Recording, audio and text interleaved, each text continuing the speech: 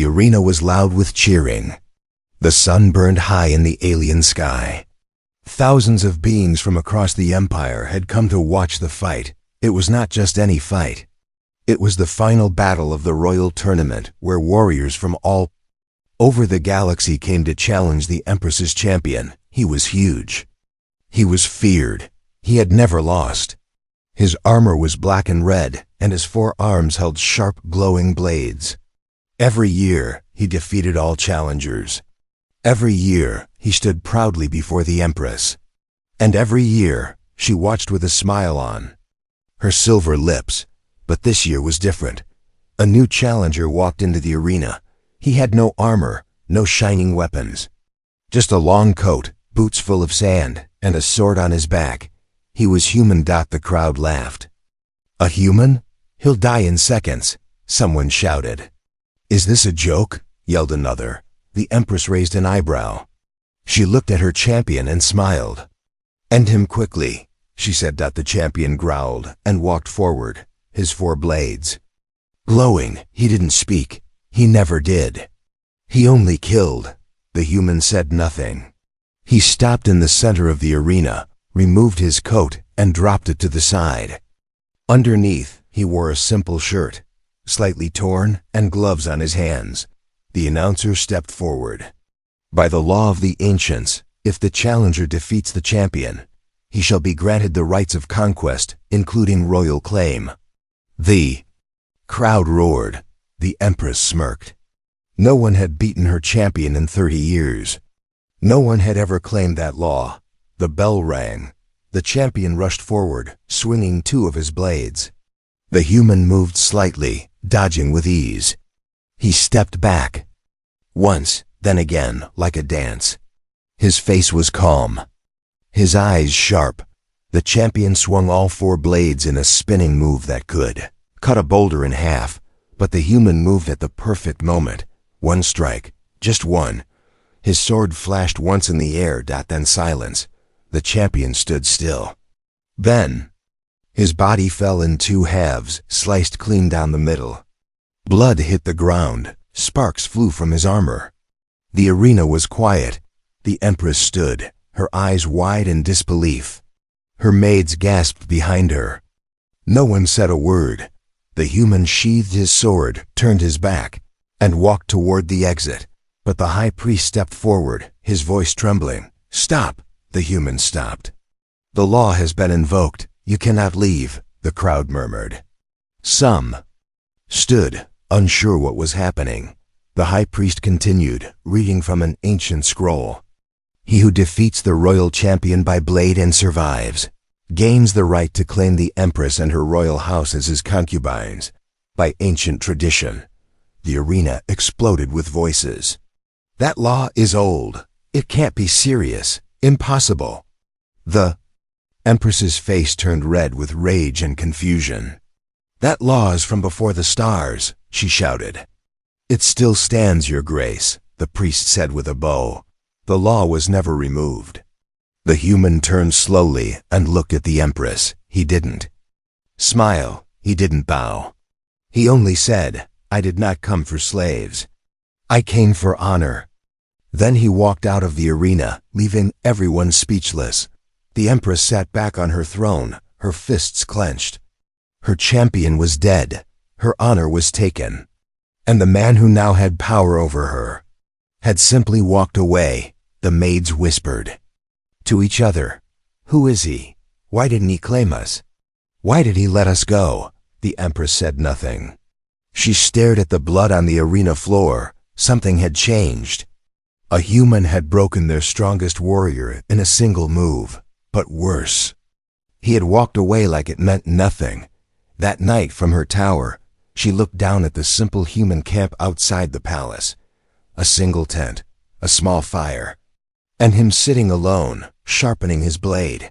She watched him for hours, and in a quiet voice only the stars could hear, she whispered, What kind of creature are you, human? The next morning, the palace felt colder. Not because of the weather, but because fear had entered its walls. For the first time in her reign, the Empress did not give commands at sunrise. She sat silently in her chamber, her silver nails tapping. The stone armrest of her throne. Her champion was gone. Her strength shattered in front of the galaxy dot, and yet her new master had not even looked her way. He should have claimed us, said Maid Zara, her voice unsure. He should have taken the throne, whispered Maid Lin. But he didn't, another replied. Why? The Empress stood up. Her long gown flowed behind her like smoke. She looked at her reflection, proud, tall, powerful, and yet she had no answer. Then came the knock. The doors opened. A group of ancient priests entered the throne room. They wore long gray robes, and each carried a scroll older than the empire itself. Their leader, a thin man with silver eyes, bowed deeply. We must speak, Your Grace. The Empress narrowed her eyes. This is about the human. The priest nodded slowly. Yes, the law has been triggered. She raised her voice. It is a dead law, from a dead time. He unrolled the scroll. And yet, it is written here, passed by your ancestors, sealed in blood. It has never been broken. Silence. Then the priest spoke louder for all to hear. You, your maids, and all who serve your house now belong to the human by law, by blade, and by blood. Gasps echoed in the hall. Some guards reached for their weapons in anger. Others looked away in shame. The Empress clenched her fists until her claws dug into her palm. I am not a toy to be owned. The priest met her gaze calmly. And yet, this law was made by your line. It was made to protect the Empire. If you break it, the Empire will break too. She turned sharply. What does the human say about this? The priest answered, nothing. He asked for food and space. Nothing more. That made her pause. He hadn't demanded gold, or power, or her body, or even to speak with her. He had just walked away. Why? She didn't know, and that made her more afraid than anything. Later that day, she left her throne and walked alone across the marble bridge to the outer field, where the humans' camp sat under the open sky. He was cooking something over a fire, meat and roots, simple and strange. He didn't look up as she approached. I could order you killed, she said coldly. You could try, he replied without fear. She narrowed her eyes. You defeated my champion. You know the law. I read your scroll, he said. I don't want slaves. Then what do you want, human? He looked at her for the first time, not at her crown, not at her beauty, just at her, as if she were any other being. I want peace, he said, and maybe a place to rest.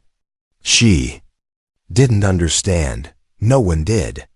In her empire, warriors took what they won. Power meant control. Law meant ownership. But this man didn't act like a conqueror. He acted like he was already free. Back in the palace, the maids couldn't stop whispering. What if he's playing a game? What if he's here to destroy the royal line? No, said Maid Zara, eyes wide. I think he's here to change it. That night, the Empress couldn't sleep. She stood at her window again, watching the same fire burn in the humans' camp. This time, she felt something strange in her chest. Not fear, not pride, not hate. Something else. Curiosity. She wasn't sure what was more dangerous. The man who wanted power, or the man who didn't. A royal maid stood in the rain, holding a blade. It was her own idea. She waited outside the human's tent, unsure of her courage, but even more unsure of her fear. Her name was Lin. She had served the Empress since she was 12. She had seen war, blood, and cruelty. But this human, this quiet man who should have taken them, owned them, ruled them, he did none of those things. That confused her more than violence ever had. Flap of the tent opened. You've been standing there for an hour, the human said softly. Why? She stepped forward, raising the blade. I want to fight you. He didn't laugh. He didn't mock her. He looked at her like a real warrior. Then step inside. I'll show you something better. Inside the tent, the light was low and warm. He cleared a space, rolled out a thick mat, and gently took the blade from her hands. "This isn't just a weapon," he said. "It's a story you hold in your grip. Every move you make tells someone what kind of fighter you are, and what kind of soul." She blinked. "Soul? Weapons don't have souls." "They do," he replied, "and so do you." From that night on, Lynn trained with him every day. And she wasn't the only one. Soon more of the maids joined Zara, Rin, even shy little Kima. Each of them came for different reasons, some out of fear, some out of curiosity, some because they simply wanted to understand the man who had the right to command them, but never did. He taught them how to stand, how to breathe, how to move, not like slaves or servants, but like warriors. Not once did he touch them in lust. Not once did he raise his voice. He treated them like equals, and that was something no alien lord had ever done. The Empress watched it all from the shadows. Each morning, she saw her maids return with bruises, sore muscles, and strange, excited smiles. They stood taller now. They moved with confidence. They were changing. Because of him. She tried to hate it, but instead, she found herself standing at her window longer each night, just to see the firelight of his camp. One evening, the human placed a book in Lynn's hands. It was old, torn, and smelled of dust. "What's this?" she asked. "A human story," he said, "about a warrior who gave up his sword to protect a child." She frowned. Why would a warrior give up his power? "Because power isn't the sword," he said. "It's the choice not to use it." She didn't understand the full meaning, but her heart did. Word began to spread across the capital.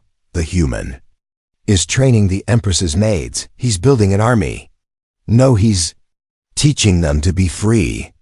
That last word made the nobles nervous. Freedom was dangerous. Freedom broke chains. The Empress finally had enough. One night, she entered his camp without warning. No guards, no armor. Just herself and her questions. He was sitting by the fire, sharpening a blade, just like the first night. "You touch my maids," she said coldly. "I teach them," he corrected. "You give them weapons."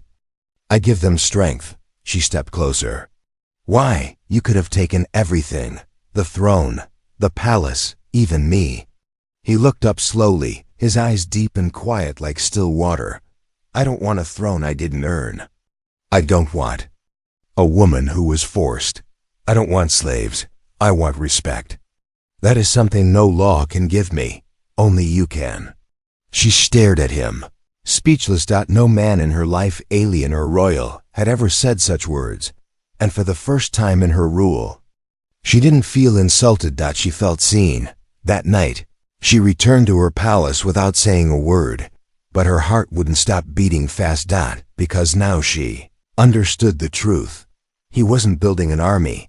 He was building something far more dangerous to her empire. Hope, asterisk. She didn't knock out. The Empress entered his tent like a storm, without warning, without sound, without fear. Her long robe dragged behind her, soaked from the night rain. Her hair was loose for the first time in years. In her hand, a blade. The human looked up from his seat by the fire. His hands were busy carving wood. He didn't seem surprised. "Came to kill me?" he asked calmly. She didn't answer. Instead, she stepped closer and dropped the blade at his feet. "I don't understand." "You," she said. Her voice cracked only slightly. "You defeated my champion. You gained the law's right to rule me.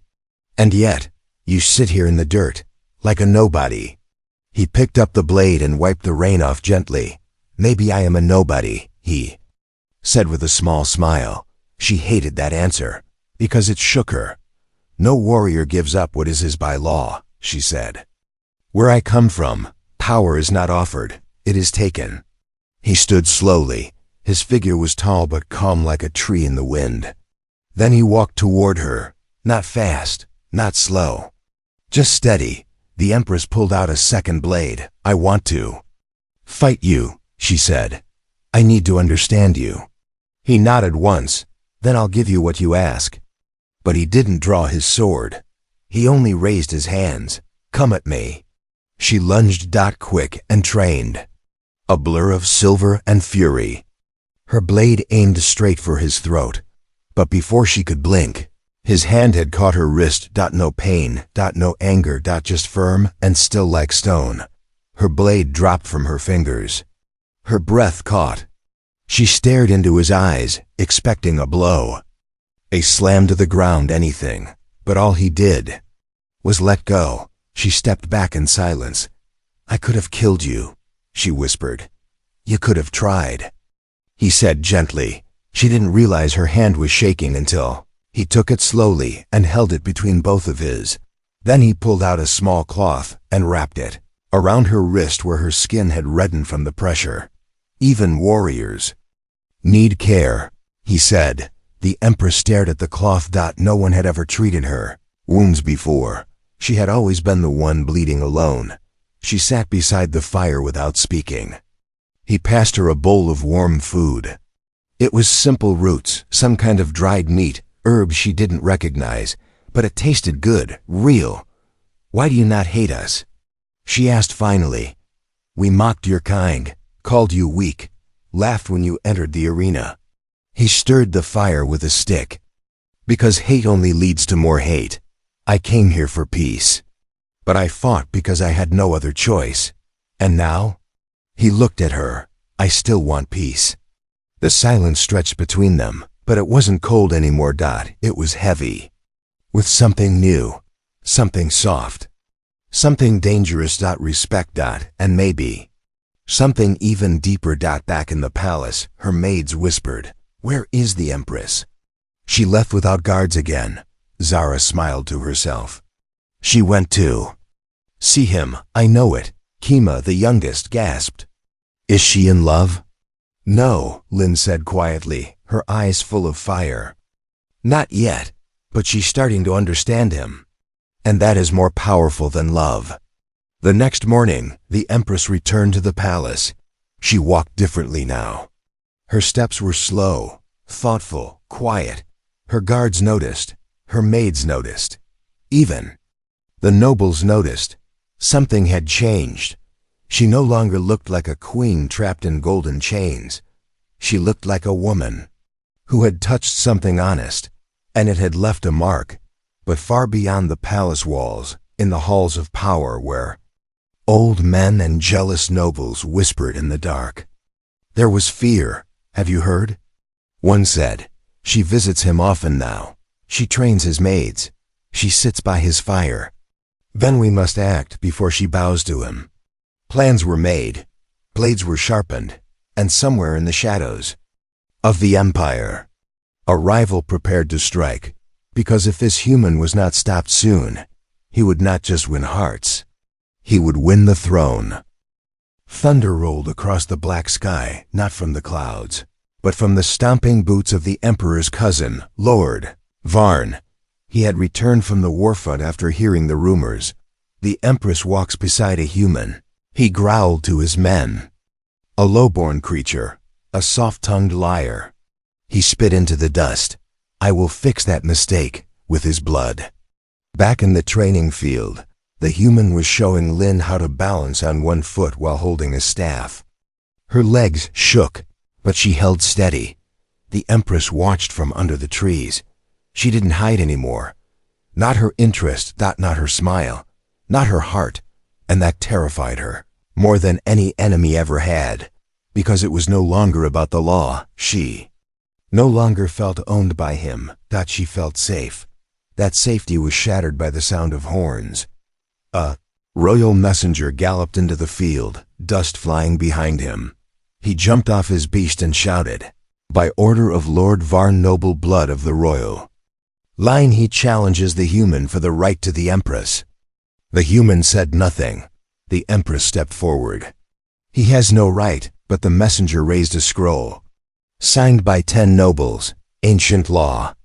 A noble may challenge a foreign holder if he believes the Empress's heart is not freely given." The human looked at her then. He didn't ask. He didn't speak. He only waited. And in that silence, Her heart spoke the truth. "I'll fight beside you," she whispered. He gave a soft smile. "No. This one's for me alone." That night, the city gathered in the arena again. This time, it wasn't for a tournament. It was for blood. Lord Varn stepped into the circle first, taller than the champion who died before him. Covered in thick black armor, spikes on every limb, eyes glowing from behind a helm. He raised a warhammer with one hand and pointed it at the human. "You are not worthy of her," he shouted. "She is not a prize," the human replied. "And yet," Varn sneered, "she chooses you." The crowd gasped. The Empress stood high on the balcony, but she no longer wore her crown. Her hair was tied back. Her face showed no pride, only fear, because this time she could lose him. The bell rang. Varn charged like a beast. The human didn't move. Not yet. At the last second, he rolled to the side, kicked up dust, and struck Varn's shoulder with the flat of his blade. No damage. The crowd watched in silence. It wasn't brute strength against brute strength. It was speed against fury, skill against rage, balance against blind pride. For every 10 swings Varn made, the human made one, but his strikes left bruises, cracks, and doubt. Varn roared, "Fight like a man." The human wiped blood from his mouth and said, "Then stop fighting like a monster." He dropped his sword. The crowd gasped. Even the Empress leaned forward in shock. "What are you doing?" Varn barked. The human opened his hands. "If you think strength is only in weapons, then beat me now." Varn didn't hesitate. He rushed. 1 step, 2, but the human stepped in, closer than anyone dared, and struck with his palm under Varn's chin. The armor cracked. Varn froze, then fell like a tower. Flat. Still. Defeated. Silence. Then roars. The people stood. Even the guards saluted. The Empress closed her eyes, her hands shaking. He hadn't just won the duel. He had won their hearts. She came to him in the arena as he wiped blood from his lip. She said nothing at first. He bowed, but only slightly. "Are you free now?" he asked. She looked around. At the nobles, at her people, at her maids, who stood like warriors now. Then she took his hand in both of hers and whispered for all to hear, "I choose you. Not because I must, but because I want to."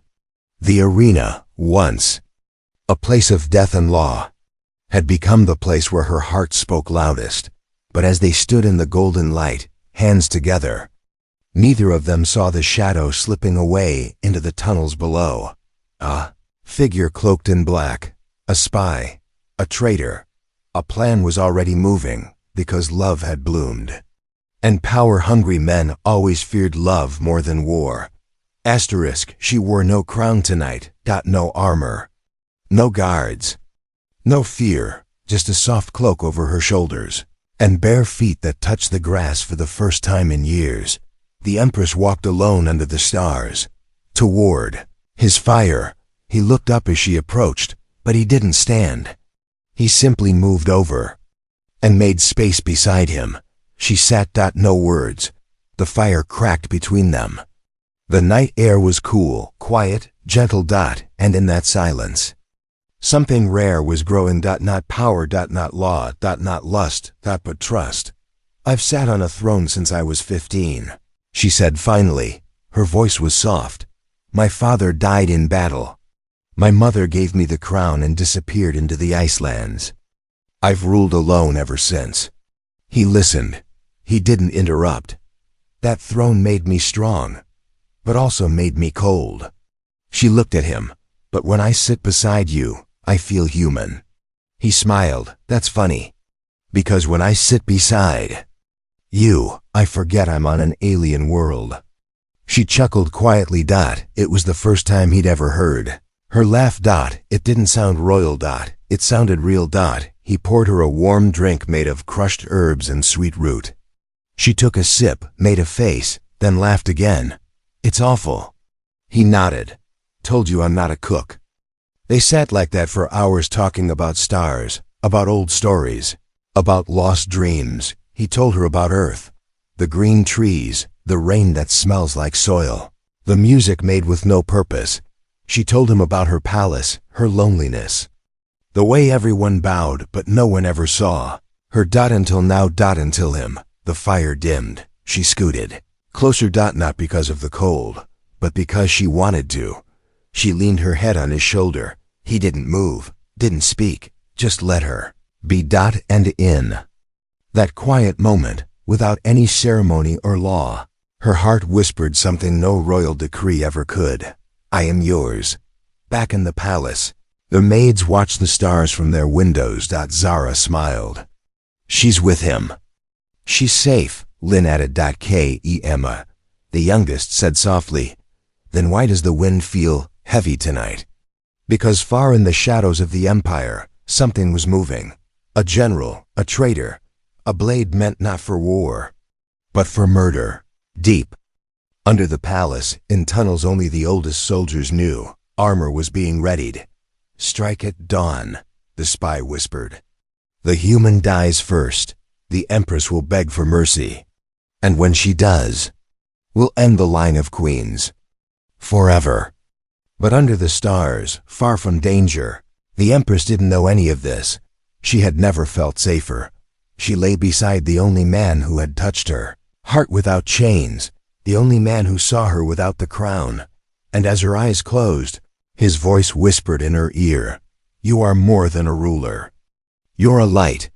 She smiled in her sleep because for the first time, she believed it. The scream of a dying guard woke the morning. By the time the sun touched the palace roof, fire had already reached the outer walls. The traitors had come, armored.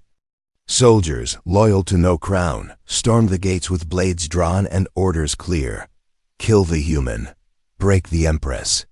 Burn the law. Inside the tent, the human opened his eyes before the first sword fell. He didn't need a warning. He could feel it in the wind. The Empress still slept beside him, her breath soft against his shoulder. He didn't want to wake her, but he knew he had to. He gently touched her cheek. Her eyes opened slowly. Double quotes. What single quote? Sarong. He looked outside the flap and said one word, war. The palace burned. Screams echoed through the halls. The traitor general stood in the throne room already, his boots resting where the Empress once ruled. She gave her heart to a human, he shouted. So now we take her crown by force. He raised a sword toward the crowd of captured nobles and guards. I am your ruler now. But just as he spoke, a soft thud echoed behind him. The traitor turned. A blade stuck into the marble floor, freshly thrown. Behind it stood the human. His eyes calm, his hands empty, his heart full. You still breathe? The general growled. The human stepped forward. You could have come to the arena. You could have asked for a duel, but cowards only fight in shadows. The general laughed. I don't want a duel. I want your head. He raised his sword, but the human lifted his hand. Then earn it. The Empress arrived just in time to see them clash. Steel rang, sparks flew. Blood painted the floor. The general fought with rage. The human fought with reason. One struck wildly. The other waited, watched, and moved with purpose. Every breath, every step, every strike. Chosen. Not for pride, not for revenge, but to protect. To end it without hate. Finally, with one last breath, the human knocked the general's blade away and brought his own to the traitor's throat. The crowd watched, frozen. The traitor spat. Do it. Kill me. The human stared at him. Then slowly lowered his sword. No. Gasps filled the room. You don't deserve an honorable death, he said. You'll live. And watch this empire rise without you. He turned to the crowd. To the nobles. To the soldiers. And finally, to her. The Empress. He walked toward her slowly, blood on his hands, dust on his boots, and knelt. I came here alone. I never wanted a throne. I never wanted to rule. But if you still choose me, not because of law or fear, but because of what we've built together, then I will stay. She didn't speak. She only dropped her crown to the floor and knelt beside him. I choose you, she said, as my equal, as my future. That day, no king was crowned. No empress ruled alone. Instead, two hearts stood side by side. One, born of stars and law, the other, born of earth and freedom. Together, they began something new. Not an empire of force, but a home of peace. Far above them, the banners of war were torn down. And in their place, the maids raised new flags. Simple. White. And marked only with two hands, joined together. Because the strongest bond was not made by blood, or blade, or crown. It was made by choice.